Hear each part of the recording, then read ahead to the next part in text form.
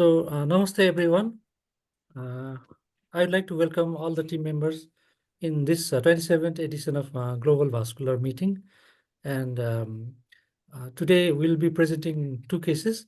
So Dr. Mandeep will present the first case, followed by Dr. Swecha will be presenting the second case. I would like to request Dr. Mandeep to start with the first case. Thank you so much, Robin, sir. Hello, everyone. Welcome to the 27th edition of the Global Vascular Meeting. I'd like to begin this presentation with a warm Happy New Year to all of you, and also Dr. Mike wishing a speedy recovery for your daughter. So the first case is about a 49 years old male who came to our clinic with complaints of left upper limb pain for the last 24 days. He described the pain as a dull aching pain which did not radiate, occurred even at rest for the last 24 days. He was a construction worker, so his work aggravated the pain. And for the last 24 days, the pain was quite severe enough to restrict his day-to-day activities. The pain was associated with paleness of the left upper limb and occasional pins and needle sensation. However, he did not give a history of bluish or blackish discoloration of the skin, any wounds, numbness or weakness of the limb, no chest pain, palpitations, no dizziness on working with the affected limb, and no history of trauma. Significant past medical history is that he had a similar episode of left upper limb pain for something similar to the present presentation about 5 years back. He was evaluated by the orthopedics team in Dhulikhel Hospital. However, we were not able to get any documentations from that time. After that episode, he gives a history of limb claudication. He used to get easy fatigability of his left upper limb after working for 30 minutes or so. He is also a smoker, an active smoker, and smokes about 2 to 4 cigarettes per day. He has been doing it for the last 12 years. On examination, we could see that his left hand was pale. However, there was no cyanosis, necrosis, ulceration, or tissue loss. No obvious wasting of the left upper limb. On palpation, his left hand was cold to touch. Radial, ulnar, and brachial artery pulsations were absent. However, there was no tenderness, and his neurologic examination of both upper limbs were intact.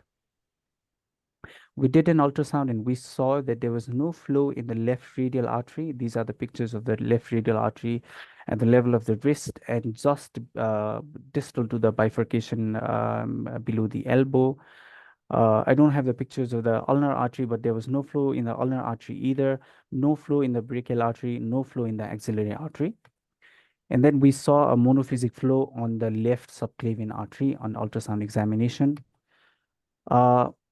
Examining the right hand, he had flow in both right ulnar, radial, brachial, axillary, and subclavian arteries as displayed in the slides. We proceeded with the ultrasound evaluation of the left common carotid, and as you can see in the pictures, there was no flow in the left common carotid artery, the carotid bulb, and subsequent internal and external carotid arteries either. So based on these findings, we thought we should have a look at all of the arteries. And so we checked the abdominal aorta. The abdominal aorta didn't have any atherosclerotic changes, no plaques, no aneurysmal dilatations. And such is the flow that has been that could be seen in the abdominal aorta. The picture on the right shows the flow in the left common iliac artery. We jump to evaluating the left most distal peripheral arteries, the left PTA and ATA, and also the right PTA and ATA, and all of these vessels had a triphasic flow. We did a CT angio of this patient, and this is the CT angio image of the chest at the level of the aortic arch. On the right side, marked as D, we can see the arch of aorta with an eccentric plaque in the arch of aorta. And just a little bit cranial to that, on the left side, which is annotated by the yellow asterisk, is the left subclavian artery, and we can see that there is another eccentric plaque in the left subclavian artery, causing almost 65 to 68% of stenosis. Going one vertebral level above that, on the right side, marked as VA, is the origin of the vertebral artery. And after the vertebral artery takes its origin, it was not, we were not able to follow the subclavian artery because it was non-opacified with contrast. Other significant findings in in these slices are that compared to the right common carotid artery, there was non-opacification of the left common carotid artery also. And so we were just trying to figure out what are the branches, if we could find out where the blood is flowing from. And so on the right side of the image, what I've marked with the red arrows seems to me like the superficial cervical artery, but I'm not really sure. And the teal blue arrow shows the dorsal scapular artery.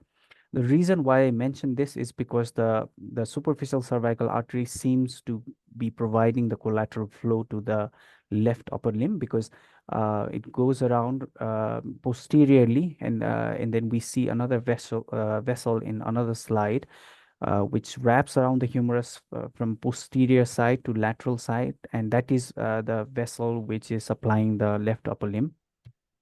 And that is what we can see in this slide. The yellow arrow shows the brachial artery, which has a plaque without any flow, and it's lateral to the humerus bone is the collateral supply, which is maintaining supply to the left upper limb. The same images, but in a different view. On the left side, we can see the right brachiocephalic trunk taking its origin. On the middle image, the red arrow shows where the left common carotid was supposed to take its origin, but it is non-opacified. And the yellow arrows show the left subclavian artery, and then the first branch, the vertebral artery, after which it's very difficult to follow the subclavian artery. And on the further right, we can see a small thready artery, which is most likely the axillary artery, because it's beyond the first rib. But it's very difficult to say if it's the main artery or the collateral vessel. And so this is the 3D reconstruction, and I think we can see the posterior collateral vessel, which is wrapping around the humerus bone, I think, which is supplying the left upper limb. So we admitted this patient and performed investigations trying to find out the risk factors and causes. His ECG was normal. Echo also didn't show any significant abnormalities. The patient does not have diabetes, dyslipidemia, and does not have hypertension. We admitted the patient with IV heparin stat and continuous infusion. And this is the picture from the first post-operative day. I think compared to the, first day of admission, I think compared to the presentation at clinic, we can see the hand perfusion has improved. The hand was warm to touch now, and CRT is less than 3 seconds, as is demonstrated on the image. However, still radial ulnar or brachial artery pulses are not palpable. We have continued patient on IV heparin. This is the 5th day of him being on IV heparin infusion, and starting him on high dose of statin.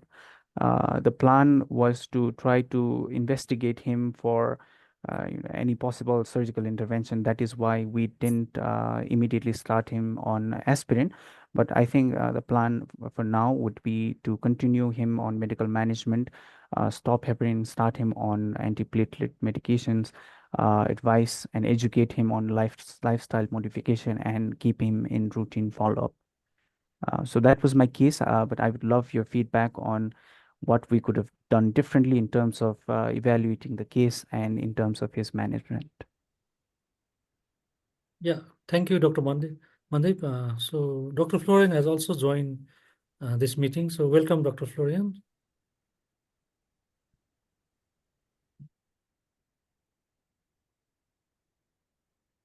And You better not be driving, Robin. I better yeah, yeah. not see behind a So steering wheel. okay, Francie is driving. Michael, Yeah, Michael, why don't you jump in? Yeah, so Mandeep, great case. That's a great case.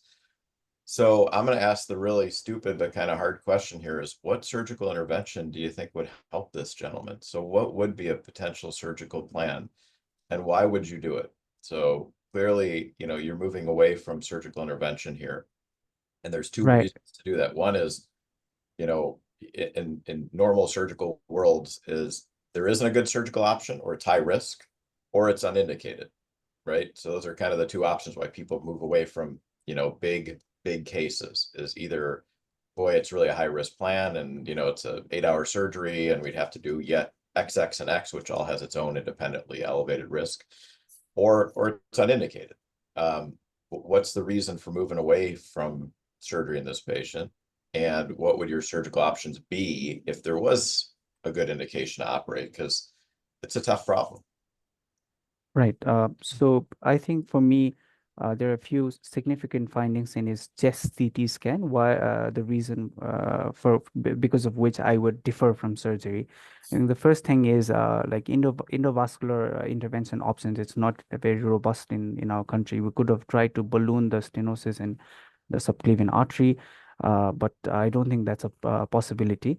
But talking about open surgical intervention, like one option could have been a carotid to subclavian bypass had he not have a carotid artery thrombosis or a plaque. So that is not that option is out of the question. Another option could have been a subclavian to subclavian necklace bypass. However, I would not prefer this patient undergo that surgery because uh, his uh, s- uh, cerebral circulation is dependent on the right side of his circulation being intact. And I would not in any way try to compromise his cerebral circulation by, performing interventions that divert the flow from the right side to the left side. So I think these are the two main reasons why I would differ from a surgical intervention in this patient. And also another reason is we might address the problem of bypassing in the more central arteries, but then it seems to me that all of his peripheral arteries of the upper limb are also blocked with a plaque. So even if we do a bypass, I'm not really sure if that would improve circulation from these arteries to the upper limb. And Maybe you saved it in the last 30 seconds of that discussion because you were talking about a distal arch, a distal aortic arch resolution surgery, right? So to do a arch debranching, you yeah, can either take it off the arch or you can do a peripheral debranching. So I have a guy here on Monday who has a distal aortic arch aneurysm, and I'm doing a carotid to carotid and then carotid left subclavian bypass to debranch the arch to do a TVAR on it. That's fine, but those vessels have to be open, right? And if right, you're going to do a carotid to carotid bypass here, your common carotid, your external carotid, your internal carotid, everything looks occluded based on duplex and ultrasound. So you'd be plugging a bypass into an occluded vessel, right? Same thing with the subclavian. Subclavian doesn't come back in the CT, the CT angio that you showed me. So you're not just addressing a distal arch pathology, you have branch vessel pathology that's going on, right? All of those are occluded. So how, you can't do a subclavian to a subclavian that's occluded. You can't do a carotid to carotid that's occluded. And that earlier point of, if you want to try to angioplasty, you got to kind of determine chronicity of this because you'd be angioplasting thrombus, which is not going to do anything, right? Not only could it wouldn't shower here but you could shower things down into the lower abdomen or the legs. yeah. If you were trying to angioplasty that stuff in the distal arch, because that's all thrombus, right? right. So, and then the other thing that you're kind of talking about is those are all riskier options. What's this guy's level of ischemia?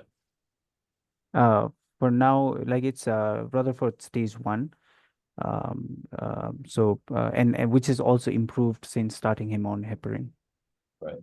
I mean, he's a forearm claudicant, right? So he doesn't have any tissue loss. He doesn't look cyanotic. His cap refill improved with anticoagulation. I mean, I think everything you're doing is right because, you know, there is no perfect option for this gentleman, right? His entire left carotid system occluded, and you'd expect about a 50% stroke risk with that. He's asymptomatic. Great, right? Anything you do to Right. move past that would actually be a higher risk of embolization to his brain.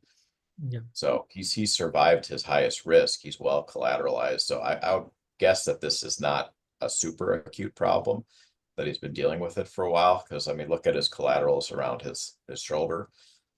They're pretty well developed. So, you know, your anticoagulation plan is keeping him from embolizing further. It's keeping his collaterals open because the surgical option is not great, and he doesn't have a good indication for it, right? He's kind of claudicating his forearm, which for the amount of disease he has is a pretty insubstantial consequence of this pathology. Yeah. So, Dr. Mike, we saw this patient repeatedly, and we tried to find out other sites of this atherosclerosis, but couldn't find in the lower limbs and also on the right upper limb. So we found it pretty uncommon. Yeah, isolated left carotid and left upper limb. Yeah, and Robin, you know, we see this intermittently here, kind of sporadically, but it looks like aortic mural Yeah. thrombus, in Main, which you have I a think, plaque rupture, you have a PAU something, and then you have this very irregular thrombus that forms over it, and it can embolize, which looks like what happened here. And I think that's kind of different than just outright atherosclerotic disease, because yeah, I don't see a lot of calcification in these vessels. So it's not like he had in situ thrombosis of his internal carotid and then took his whole carotid system down. It looks like he embolized a lot of this off that distal arch mural thrombus. yeah. So we also thought of problem in the distal arch that initiated this problem. Yeah. So, any comments, Dr. Dean? Yeah. I'm a simpleton.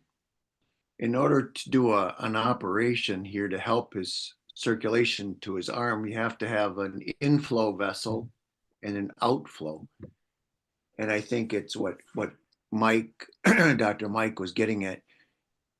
You have no outflow vessel. You have no target vessel. You have nowhere. If you do a bypass, I mean, you could do a necklace, say from the right subclavian over to the left, but you can't go into the left, and then you can't go into his axillary artery. That's occluded. You can't go into his brachial artery. So in other words, you have to do a bypass, you have an inflow vessel, which is the right subclavian, but you have no place to plug it in. Yeah. I mean, you'd have to plug in way down. I don't know. He doesn't even have, I don't even know if his brachial artery is open. So operation, no option. So I'm just curious though, why did you start heparin? I mean, what was your thinking on why you started the heparin? So Just I so I think, have your thinking correct. Why did you start heparin? right. So this patient gives a history of a chronic problem, but has a more a subacute presentation. The reason why I'm saying subacute, because I think for limb ischemia, they say less than 2 weeks. He presented to us within, after 24 days. So we were thinking of any acute on chronic ischemia. So we wanted to at least make sure that whatever collaterals which might have been occluded because of an acute event would be the clot, whatever the clot caused an occlusion, it would not propagate, and hopefully it would open up. And that is why we also admitted the patient, tried to find out why this acute presentation happened. So I think that was our thinking of why we started him on heparin, is to make sure that the collaterals, at least the collaterals, remain open. Right, good.